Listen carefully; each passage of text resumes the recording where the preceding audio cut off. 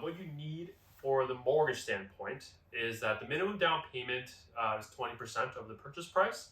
So that's the minimum you need.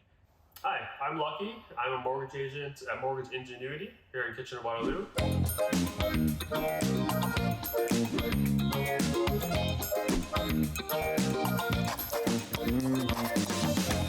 It's Mortgage Monday, and we're back today with Lucky, and we're going to talk about buying an investment property. So I have a lot of clients who are interested in buying an investment property, not for themselves to live in, maybe for their kids to live in down the road, but for now they're going to rent it out. So what do they need to do for a mortgage on an investment property?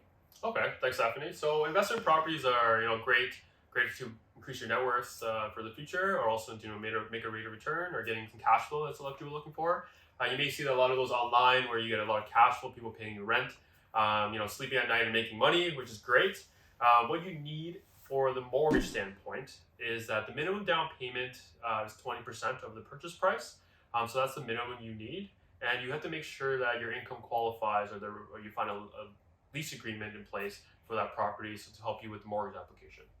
Great. So I always suggest people looking to buy an investment that it may not be rented 100% of the time. Yeah. So they not only need to have a down payment saved, but also some extra buffer of monthly income there in case they have to take over those payments briefly, right? Exactly. And what you can do in that case, Stephanie, is that if you can't find a lease agreement, which is perfectly fine, what we can actually do is send an appraiser to appraise the property.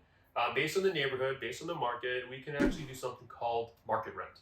What that means is based on the houses that are nearby that are renting that is being reported, we can actually use some of that rent for your application based on that house that you're buying. As long as the purpose of the house is for investment, so you have your 20% down, you got enough income to qualify, but you just need just a little bit more to help you get approved, we can actually use something called market rent, which helps a lot of people in that case. Oh, great. Okay. And what if the property is currently rented? They would use that rent then in that instance? Yes, as long as the lease agreement is still active. So a lot of times some people are month to month. What I recommend in that case is if you are month to month in that current house, is I would have you sign a new lease agreement for at least 1 year to make sure that the lenders are happy that you're going to be getting that rent for another year. And that's what I would do in that case if somebody's living there. And in some cases, if you want to find a new tenant, just because if you want to increase the rent or things like that, then I would usually have to make sure that you notify the people that are living there well time in advance. I would talk to your realtor who's working with you to do that. Yes, there is a form that they will require to fill out to make sure you give them notice that they won't be living there anymore. Great. So buying an investment property is definitely something that is possible. Make sure you know exactly what you need. Talk to someone like Lucky ahead of time to make sure that your mortgage is all set up. You might need to roll it in with your current mortgage, however it has to work out. There are options for you to get an investment property, and it's a great way to secure something for your future.